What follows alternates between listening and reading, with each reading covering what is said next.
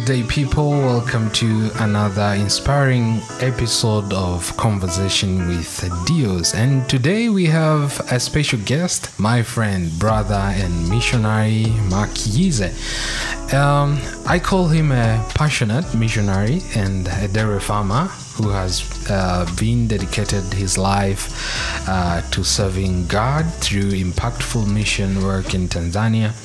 And Mark journeyed from his root in farming to his profound commitment to children's ministry.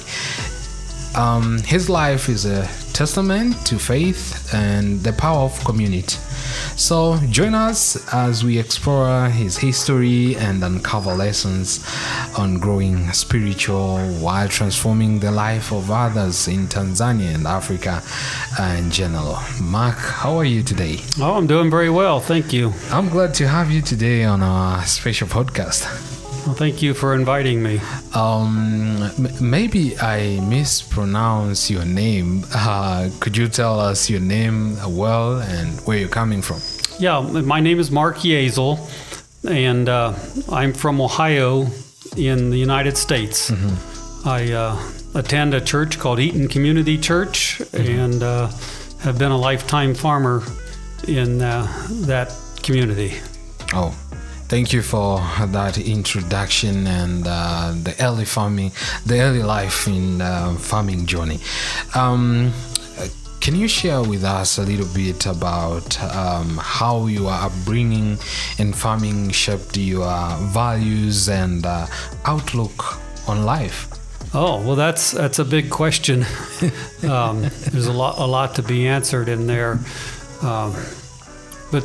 You know, the values of dairy farming, you know, I was taught early on the value of hard work and working with my hands and working with my mind on our dairy farm back in Eaton, Ohio. And I started very early working with my mother and my father on our dairy farm, and I would milk the cows with my mother. And you know, as I got older, I would, got more involved with the breeding of the cattle and had a great passionate interest in breeding red Holsteins. And it just got me started into recognizing what the international market was for my cattle, and grew a love for international travel. And that's kind of the beginning of how I got started in dairy farming, and also, how that crossed over into international travel. Yeah. And speaking about early life and farming and the dairy business, could you share with us a little bit how you got interested in traveling from different places around the world? Well, it really started with my cattle. Because I developed a herd of unique red Holstein genetics in my herd. I had many international visitors to my farm, and one of them was a man named John Louis Schrago from Switzerland, and he was very much a mentor to me in breeding cattle. And he would invite me to go to Switzerland, and I got involved in some dairy cattle clubs in the United States, and became the vice president of one of them, and I made quite a few trips into Europe to promote red cattle and the genetics of the United States, and I just found it all intriguing and liked meeting new people and learning more about the lifestyles of other people in other countries. Yeah. And you talked about bleeding the Holstein, especially the red one. For my a little bit of understanding that I know the white and black Holsteins. How comes you started to breed the red one? Well, what inspired you? For one thing, red was different.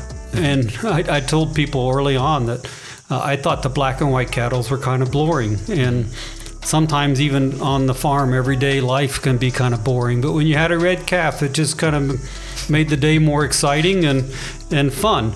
And I like the challenge of it. It's a recessive gene, so it's a little harder to get the red calf. And but I found that there was a value added to that market where I could sell the red and whites for more than the Holsteins. And but it also allowed me to sell like 50 bulls into the artificial insemination world. I was selling embryos to Europe, and it just was adding extra profit to our farm without milking more cows. And now let's shift a little bit and let's talk about your transition from dairy business or dairy farming to mission work. How can you say your skills as the farmer contributed anything to the mission work? Well, I think you've really asked two questions there. The one about the transition and the other is how it's contributed to mission work. Yeah. I think mission work is actually hard work. It requires that you to be flexible and open-minded of the best way to minister to people. And there's a certain flexibility and open-mindedness that comes to being a good farmer, too. You know, as a farmer, I had to embrace new technology or new ways of thinking to be more efficient and more productive. And so there's certainly some crossover there of how you approach ministry. But that transition, there really was two transitions. The first transition was about 30 years ago. Maybe 20 years ago, I would say the first transition I was very involved in the cattle, and I actually liked the fame that came with the international travel. But I found that spiritually I was neglecting my family. And there was just a Sunday school class one morning where the teacher asked, what do you love doing? And I wrote down international travel. And the lesson proceeded, and I don't really recall what it was, but at the end of the lesson, they asked, if God asked you to give that up, would you do it? And I answered no in my head. And that I answered God would not ask me to do that. But it was about 4 months later when I felt that God was calling me to be a better spiritual leader, a better husband, a better father, and to do that I needed to give up the international travel. And so I did. And now, why it may not be significant to someone listening here, but it is to my wife. We went on our first vacation without cows. And I'm sure that sounds funny to you, but our life revolved around the cows. But we made a shift to our life revolving around our family. And but out of that, it created an opportunity about 5 or 6 years later where my wife and I were asked to lead a mission trip to Haiti.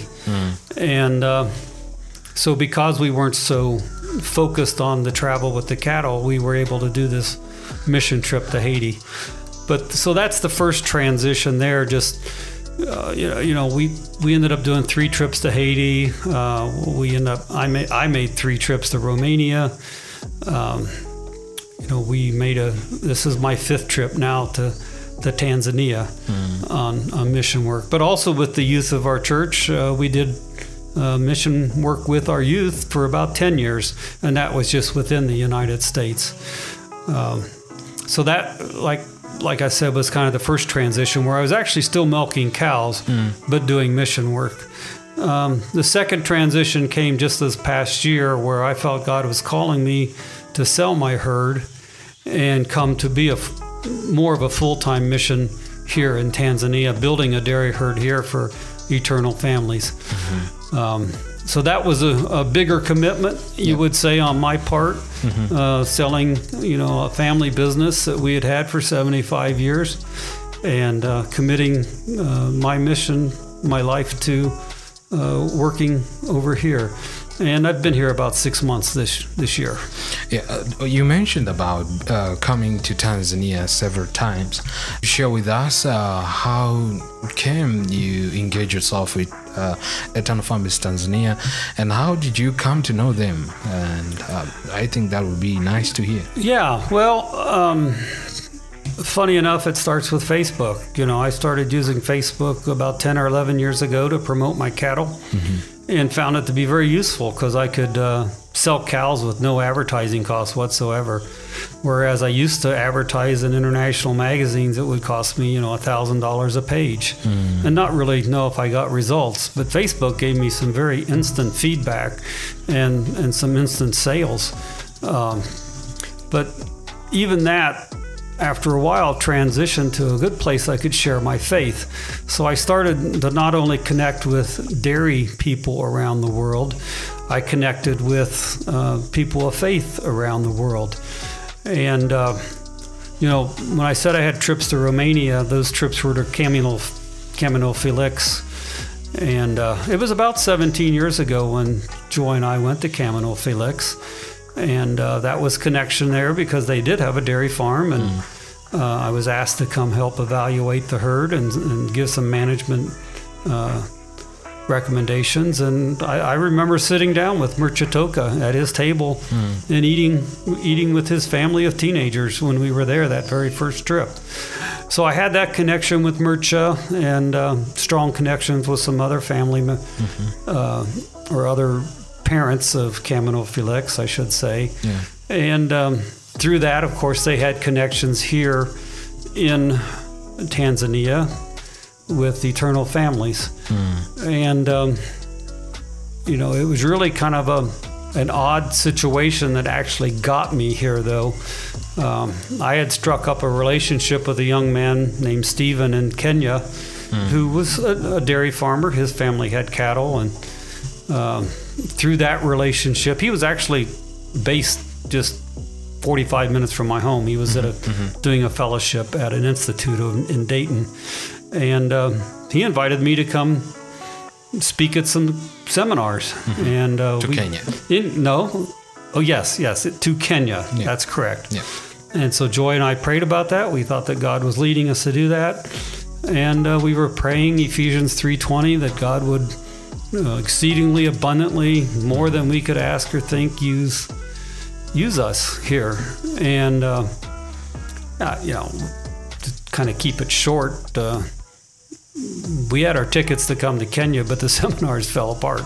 Oh. And I did end up visiting several dairy herds and learning a lot about the Kenya dairy industry. But because we didn't have the seminars, I just made a quick look on the map and thought, well, Tanzania is right there. What can we do for air flights? And we were able to fly down here and spend a day and a half and visit Eternal Families, and visited with William's family and George's family and some of the other parents at that time, and saw the very first house being built. And I felt like Joy and I could help raise the money to build a house, and so we made that commitment right after we left here. Oh, wow. That's an interesting story to hear. So let's dig a little bit about your mission work, especially here in Tanzania, because I've known you for quite some time right now, and I just want to know what were your initial impression when you were just arriving for the first time in Tanzania, and the heart of leading into ministry here in Tanzania. Well, I can think of several different impressions. The first was I was amazed at the dedication of the parents to taking care of the lives of so many children. And it just really impressed Joy and I. And plus just the very welcoming spirit that, we were welcomed into the homes and greeted so warmly. And that did make a very big impression on me. And but I also remember, some other things that was important to me at that time. for example, I was handed the blueprint of the house, and it showed every cost of. And I thought, well, there seems to be some accountability here to the ministry when I saw that. But I think the flip side of it was I was not quite prepared for the level of poverty that I saw here, and the daily struggle that people were willing to do here just to make a life. Yeah. And I'm still kind of struck daily of how hard I see the average Tanzanian working to take care of himself and his own family, and doing the type of physical labor that it seems unimaginable for most Americans that I know. But I also think the Tanzanian people have an incredible sense of balance because they carry things on bicycles and on their head that, I think we'd see in a circus, that it would be a trick to carry that much, but they do it daily. Yeah. And you find the ladies on the street do that. Very fascinating. And then the guys with things on their bikes. It's like, wow, how do you balance that? And so those are some of my kind of initial reactions, I guess you would say. Yeah. A person who is listening from right now from US, and maybe sometimes he or she is not grateful for the life that he's living right now. Can you share something from what you have seen here in Tanzania? Like, should they be grateful or they're struggling? Right. I think the average American lives like a king and a queen compared to what I see here. And this actually, I saw that in Haiti too, though, because Haiti is the poorest country in the Western Hemisphere. And, just something that struck me in Haiti that transfers here too, though, is I can still remember seeing a man sitting on a pile of rocks, breaking big rocks into little rocks to make concrete. And I witnessed that same thing here. And I just thought when I left that first trip in Haiti, it's like, I'm never going to have a bad day in my life again. I just made that decision. It's like, because my best or my worst day is better than that guy's best day is ever going to be. Because, at the end of the day, I go home to, a house. I've never been without a house. I've never been without clothes. I've never been, without food, clean water, any of those things. And I would say the average Tanzanian has lacked one of those things in their life at some point, if not clean water every day. I mean, I read where 1/3 of the Tanzanians don't have clean water every day. Yeah. So those kind of statistics are kind of stark, and even 1 out of 5 children don't go to school. Or what I read was that they're not allowed to go to school. So that's crazy in my mind. Even life expectancy, it's 10 years less here than the United States. But I've been told that if you're an older person and you go to a hospital, here in Tanzania, that your life, if you're very ill, you're probably going to die. Yeah, sure. that you're not going to get the type of health care that is necessary to extend your life anymore. And those things are pretty stark, and the differences there and here. But on the other side, I see the availability of fresh fruits and vegetables here is so much more than what we see in America. We've been, brainwashed, so to speak, that we have to have all of our food processed and preserved, and every day here I feel like I'm eating fresh food. Even meat that's been freshly butchered, and but it's also my hope that we can add to the list some fresh milk for the children of the village here in a couple months. So what is your favorite food from Tanzanian dish? Favorite food? Yeah. That's a good question. I do like the brown rice. I like the way they fry the chicken in the sunflower oil. It just creates a really unique taste. And I'm pretty sure they use sunflower oil for my eggs in the morning.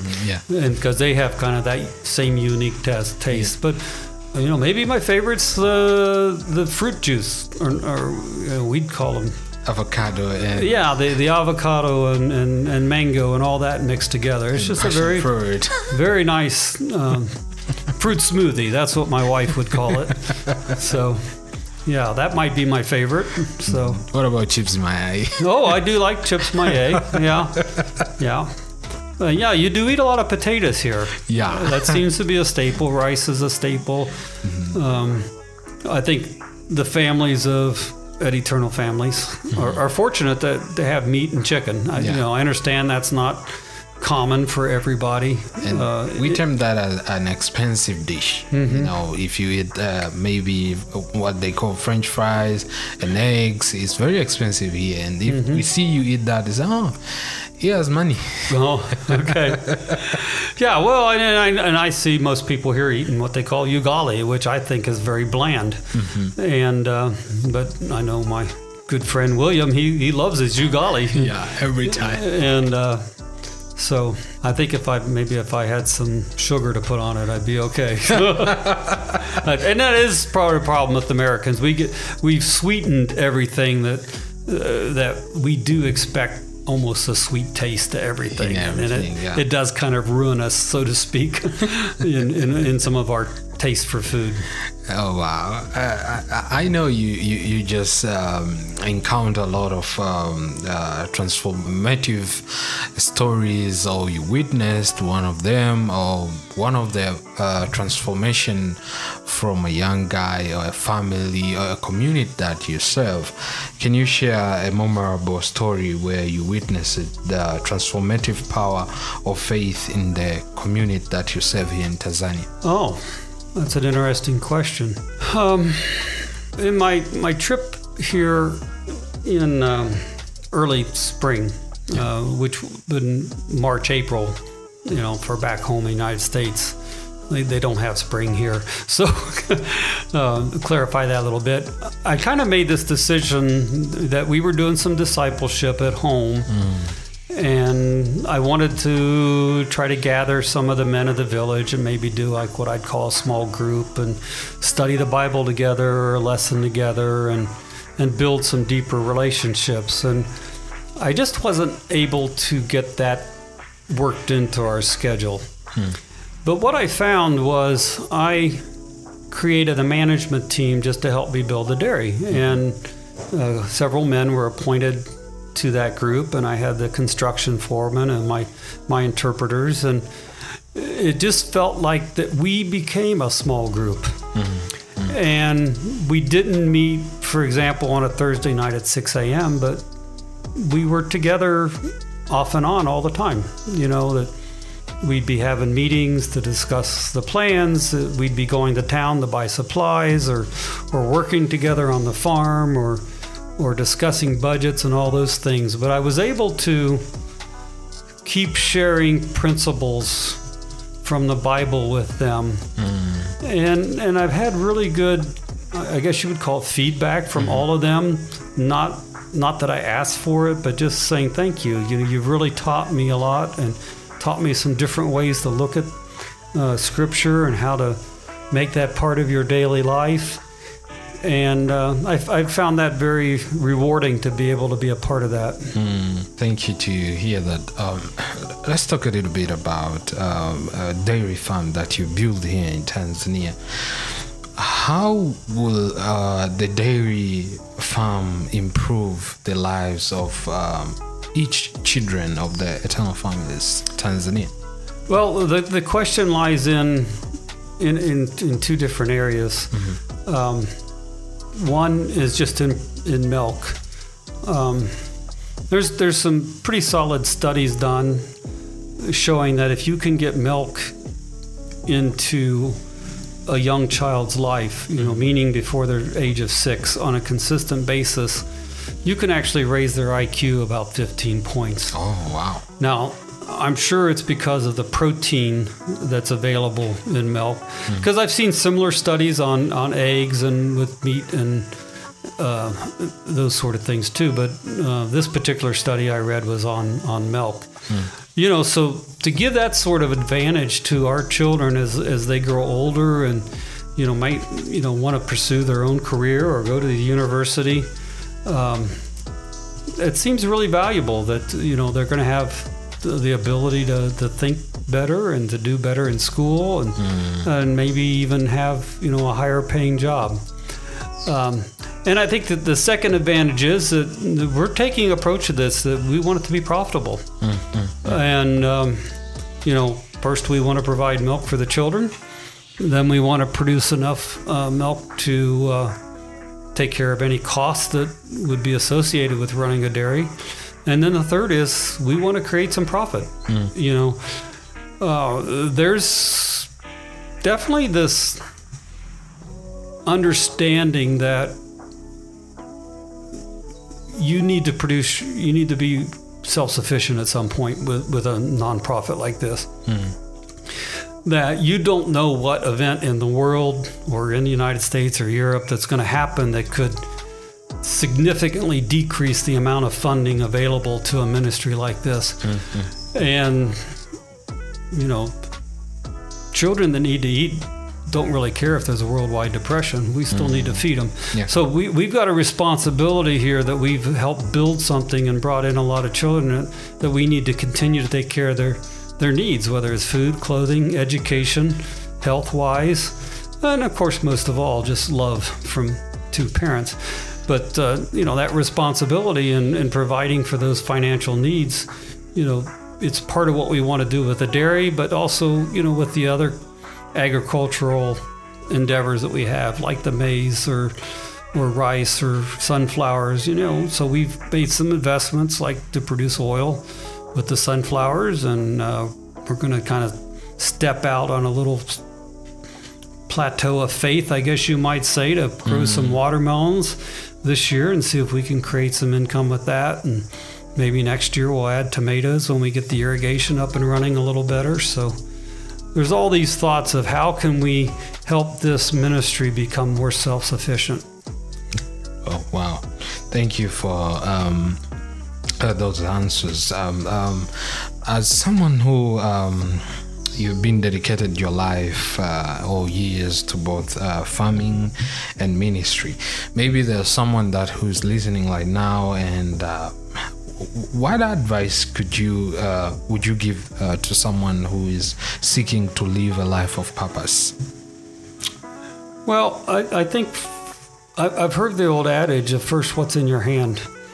And I can say that from back when we made our first trip to Camino Felix, that we felt God was calling us to go. And we had no money. It was a year that the dairy industry was not good, and I just was praying about that, and we made this decision to collect scrap metal.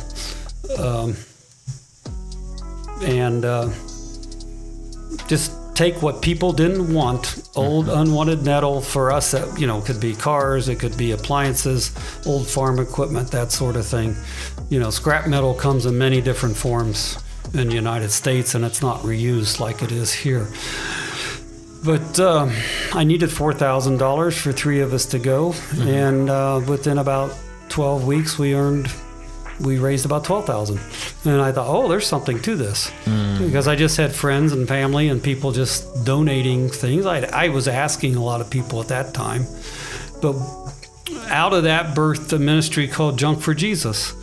And we kind of used that money for orphanages and for the youth of our church over the last 17 years. But it was something that it's kind of unique to me. It's not something everybody's going to be able to do. I mean, anybody can recycle aluminum cans for that matter.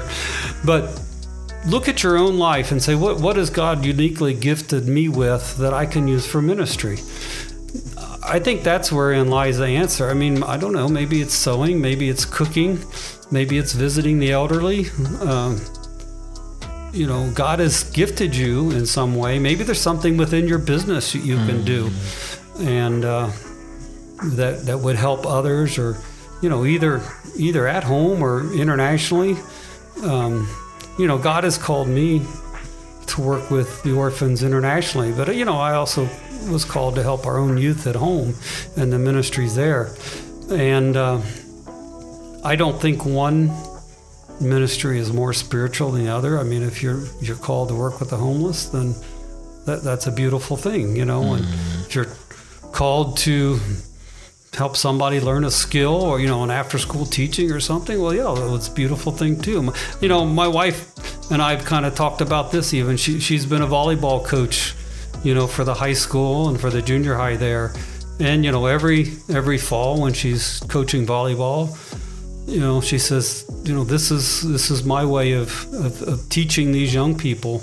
And she says, I have a, you know, certain amount of freedom. I can teach them about Christ just through that ministry. And she calls it her ministry. And so it's like, you know, what's in your hand? Use whatever God has given you to do your ministry. Oh, that's so interesting. I know our time is running really fast, and I have like 2 questions that I would like to ask, and then we'll be finished with this interview or podcast today. You know, in life, we learn lessons every day. So what are the key lessons that you've learned about faith and leadership through your journey? Faith and leadership. Well, I'd say faith is more than just believing. There's this. I really feel discipleship becomes an extension of your faith, and I've kind of come to this statement of believe, repent, follow. A lot of people believe, and a lot of people repent, and try to be very sincere about that. But then they start falling short when it comes to following Jesus. And I think if you don't do all 3, you're going to fall short of what God has for you, the opportunity He's given you. As far as leadership, you know, leadership has to be humble. And it also has to have action behind it. Just you need to make sure that your action, your words are backed up with your actions. A lot of people can talk a good talk, but then never really follow up with it, you know, during the week, and or during, you know, and it does mean that you're gonna pray about, you know, how can I give abundantly, you know, or how can I give out of my excess. And leadership can be just a quiet leadership, showing people how things should be done, but also, you know, not being afraid to correct them along the way. And I think when we do correct people, particularly in a Christian environment, we need to be backing it up with Scripture. And, you know, I use verses, you know, like out, you know, lean not on your own understanding. You know, how I try to take that to mean that, you know, first of all, I'm going to lean on God, but also if I don't know what I'm doing, I better be asking people smarter than me. And so I do look to kind of some of those key verses in my life to help guide me in my decision making and how I do try to lead. Looking ahead, some coming years, I want to know what are your hopes for the future of your mission work that you have started here in Tanzania? Well, I think part of my hopes is that it actually can be successful. That I can develop, you know, we've hired a young man named Zephaniah, that we can help him develop his management skills so that he truly can manage what we've started here on his own. But I'm hoping we can bring some other people around him to also teach them. I also hope that this dairy project can be a training center for other farmers. So that maybe they can learn some of the things that we're doing and how they might be able to use them on their own farms here. You know, it's going to be kind of a stark contrast, though. I mean, so many of the cows here are grazed, and, you know, we're going to try to do more of a forage-based with stored forages than what they typically do in this particular region. But I still think there's going to be some management skills that we can teach them and maybe make them, and again, get them to see that the cow can do more than they're actually doing right now. Oh, thank you, Mark. And if you have anything to add on this conversation before we close? Yeah, well, the question I thought you were going to ask there at the end was, what I thought, what I was going to do next, so to speak. And just kind of to speak to that a little bit to someone who might be listening as you're trying to start a ministry or thinking about what your future might be, is be obedient to the little things that God tells you. God's not going to reveal to you all the plans that He has for you. If He did, it would be so overwhelming that you would probably tell Him there's no way you could accomplish it. So for me at this point to say, what's my future plans? I don't know, because God hasn't told me yet. And while I like you said, I have hopes, but I'm not sure where God may take me in the next couple years. And I count it a blessing that I woke up this morning and have something I can do. And that was the biggest, I think that's actually the biggest blessing of the transition from the dairy industry to the ministry, is that God gave me a new purpose. And I'm not sitting at home being bored to death watching TV or scrolling through Facebook all day. That God gives me a reason to get up every morning, and that's exciting to see what's being done. And it's changed my prayer life, because now most of my prayer time in the morning is really just, God, what will you have me do today? Because usually what I kind of start making a list of what I think I'm going to do, and then by 10 o'clock that's changed. So just continue to be in a state of prayer. And I shared a sermon yesterday where I ended with 1 Thessalonians 5:16 through 18 of rejoice always, pray without ceasing, give thanks continually. And that is the will of God. And I think that's a really good prayer for anybody out there. Well, thank you, Mark. Maybe we have people listening and they're interested in becoming part of your mission work in Tanzania.